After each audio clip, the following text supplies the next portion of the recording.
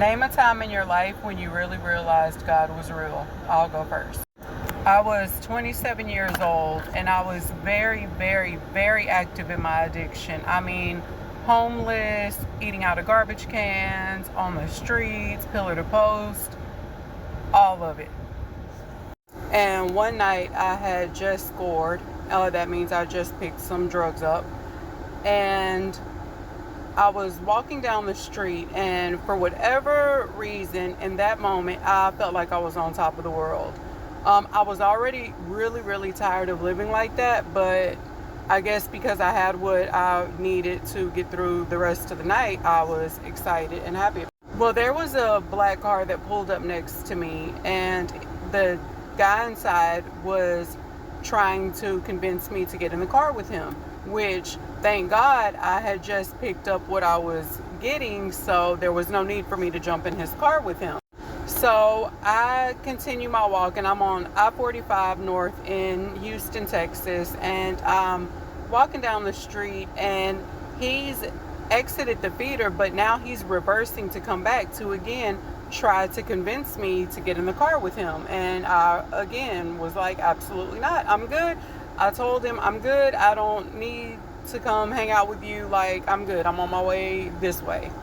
I had to cut part of that out, so I don't know where I am. But this guy continued to try to get me to get in the car, and I repeatedly, no, I'm good, I don't need to get in the car with you.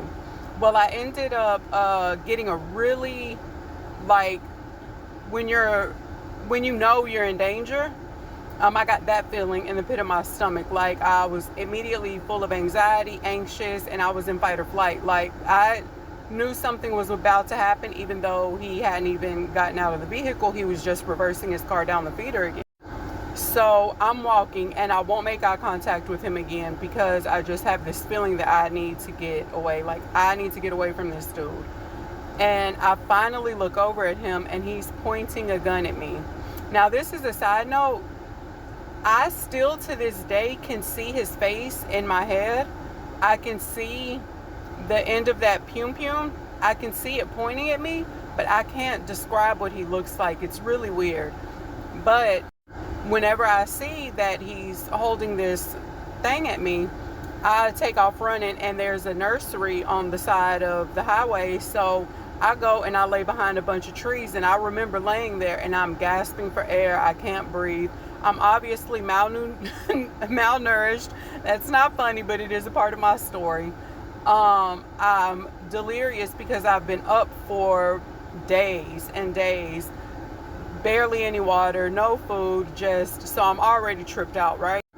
And I end up getting up, and I make it back to the hotel with all of my friends, and that's a big quote unquote. And I'm trying to explain to them through gasping breath what exactly happened. And I have one guy who's on the phone with his pretend imaginary friend talking about, oh yeah, come on, pull up, we're gonna go get this dude, and blah blah blah. And I sit, and for whatever reason, I had like this awakening, like this moment of clarity that these people don't care about me. And of course, you would think, like, duh, you should know that. Y'all are doing drugs together. Y'all are all homeless. Like, there's 6, 8 of y'all in a hotel room. Like, of course they don't care about you. But at the time, I was so desperate for somebody to care that I made myself believe that they cared. Anyways, this is where things got, I took a turn. I took a turn somewhere. I go into the bathroom by myself, and I'm sitting on the toilet in there, and I can remember this so vividly, like it was yesterday, and it's been almost 12 years. I sat on the toilet, and it was kind of cool outside, so my warm tears were running down my face, and I could feel them running right down the middle of my cheeks. I couldn't breathe. I was so full of anxiety. My legs were shaking. My heart was racing to the point where it was like taking my breath. And it was a very overwhelming feeling, to say the least. I can't even put all of the words that I felt in that moment. I can feel it. I remember it like it was yesterday, but to describe that kind of fear and anxiety, I don't have all the words. But as I'm crying, And I'm in a moment of desperation, having this moment of clarity. I look down, and in one hand, I have the substance clenched, and in the other hand, I have the broken paraphernalia clenched in the other hand. And I remember thinking, what am I doing?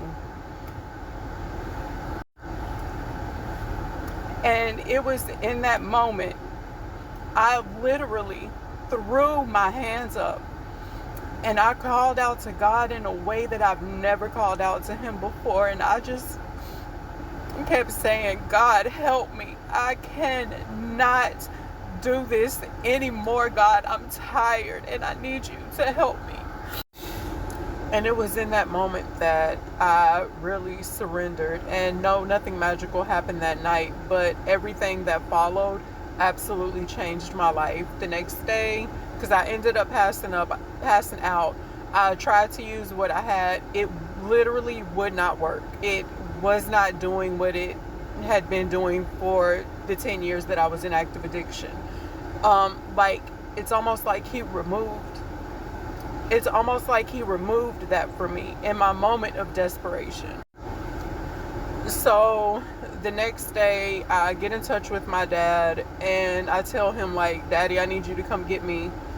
I don't want to do this anymore. Like, Daddy, I'm tired and I need you to come get me. My dad had been trying to get me to go to this place for a long time. Like, he never wanted to see me like that. He never supported what I was doing, even though he struggled with his own active addiction. He never wanted that for me, for any of his kids, right? What parent would? But I end up making it out to another side of Houston with my daddy, and I stayed with him for a couple of days while I waited for my bed to open up. And whenever I walked into the treatment center, I remember walking in because I was still talking to God, like, God, help me. I had actually woke up that morning because I had a dream and my head was telling me, you don't need those people, you can get clean on your own. And it literally scared me. And I remember walking into that women's facility on 8/12/2013, and I just took this deep breath and I exhaled, and it literally felt like the weight of the world was just lifted from my shoulders. And I felt like I never had to look back again. Like, God heard me. God heard me. I really wanted to do this without crying like a wuss.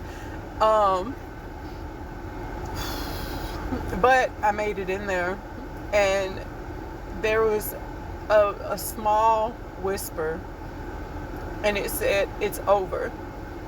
It's over, Priscilla. And ever since that day, and I've always known God was real. Because I've always run from God ever since I was little, and that's another story for another time. I've always run from him because I've always known he was real. But it was that day, or that experience, that reminded me, through all of the things that I was doing in the streets, the way that I was living, when I surrendered my will and I gave up and I seeked him with my whole heart, he showed up. He showed up for me. And people can say, oh, you made the choice to go, you made the choice, your dad helped you. They can say all that. But if it was that easy, my daddy would have had me out those streets a long time ago. And if it was that easy, I never would have been in the streets to begin with. That was an act of God in my life. And I just wanted to share that, because to understand this journey with healing and God that I'm sharing with the world right now, you also have to understand the broken parts that brought this girl here. I'm thinking about breaking up my story into sections and doing it, either that or going live. I'm not sure yet. But to understand me and my relationship with God, you have to understand that when nobody was there, he was.